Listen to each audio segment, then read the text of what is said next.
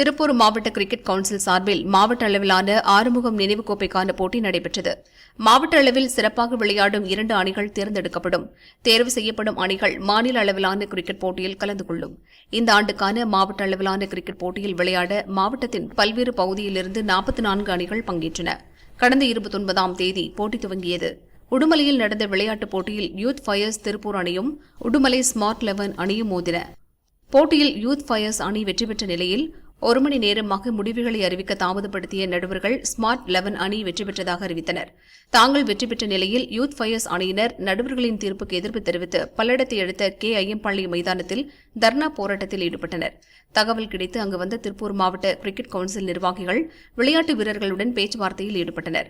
Council நிர்வாகிகள் மற்றும் நடுவர்கள் ஒருதலை பட்சமாக செயல்படுவதாக கூறி வீரர்கள் வாக்குவாதத்தில் ஈடுபட்டனர்.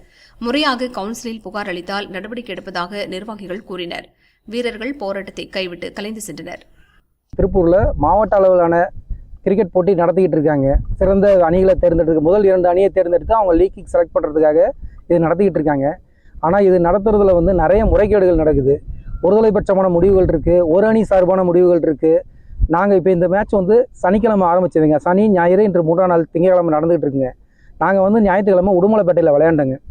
உடுமலைப்பேட்டையில் விளையாண்டுருப்ப எங்கள் அணியும் நாங்கள் பாதிக்கப்பட்டிருக்கோம். எங்களுக்கும் ஒருதலைபட்சமாக முடிவு கொடுத்துருக்காங்க. என்னன்னா, நாங்கள் முதல்ல விளையாண்டு நாங்கள் ஒரு குறிப்பிட்ட ரன் அடிச்சிட்டோம். 2வது விளையாண்ட அணி தோல்வி அடைஞ்சிருச்சு. அதை முடிவை 1.5 மணி நேரம் வெளியிடாமல் வெயிட் பண்ண சொல்லி அவங்க கடைசியில் நீங்கள் தோல்வி அடைஞ்சிட்டேங்கிறாங்க. நாங்கள் உண்மையாக ஜெயிச்சிருக்கோம். அதுக்குண்டான அனைத்து ரெக்கார்ட்ஸுமே எங்ககிட்டயும் இருக்குது, அவங்ககிட்டயுமே இருக்குது. ஆனால் அவங்ககிட்ட இருக்கிற ரெக்கார்ட்ஸை எங்ககிட்ட கொடுக்க மாட்டேங்கிறாங்க. எங்ககிட்ட இருக்கிற ரெக்கார்ட்ஸ் காட்டினோம்னாலும் அதுக்குண்டான சரியான பதிலும் பேச மாட்டேங்கிறாங்க. அசோசியேஷன்லேயும் ஆள் கிடையாது. நாங்கள் உள்ளே போனால் கூட அவங்க வெளியே தான் அனுப்புகிறாங்க. எல்லா விஷயத்தையுமே நீங்கள் வெப்சைட்டில் பார்த்துக்குங்க, எங்களுக்கு உண்டான வெப்சைட்டில் நாங்கள் முடிவு அளிக்கிறோம்னு சொல்லிட்டாங்க. சரி, கடைசியில் அதுக்காக நியாயம் கிடைக்குன்னு நாங்கள் வெயிட் பண்ணோம். கடைசியில் பார்த்தீங்கன்னா அதுலேயுமே நாங்கள் தோல்வி அடைந்ததாக போட்டிருக்காங்க. நாங்கள் ஜெயிச்சதுக்கு உண்டான எல்லா எவிடன்ஸுமே எங்ககிட்ட இருக்குது. அது அம்பையர்ஸுக்கும் தெரியும், நிர்வாகத்துக்கும் தெரியும். ஆனால் அவங்க 1 லட்சம் முடிவு காரணத்தால் மாற்றி சொல்லி எங்களுக்கு தோல்வி அடைந்ததாக தெரிவிக்கிறாங்க.